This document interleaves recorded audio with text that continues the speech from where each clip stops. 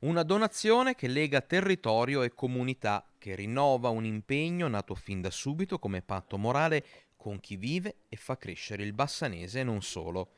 Anche quest'anno Banca del Veneto Centrale dona 10.000 euro al reparto di urologia del San Bassiano e altrettanti a quello di endoscopia digestiva di Sant'Orso.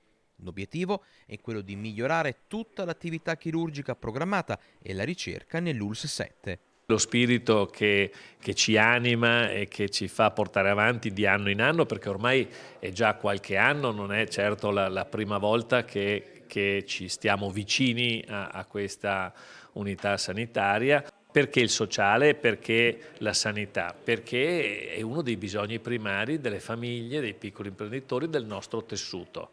Risorse che verranno impiegate per l'acquisizione dell'intelligenza artificiale applicata alla colonoscopia di screening e per sviluppare il progetto di crioterapia focale prostatica. Una parte dell'utile viene destinato alla donazione sotto forma di contributi e donazioni come in questo caso a favore della scuola, a favore della cultura, a favore come in questo caso anche della sanità. Quindi per noi è un impegno importante, il nostro tema della solidarietà è un tema fondamentale a cui teniamo moltissimo. Un impegno, quello dell'istituto bancario, confermato oggi per il presente e per il futuro, con lo sguardo puntato all'orizzonte e la promessa di continuare ad esserci anche nei prossimi anni.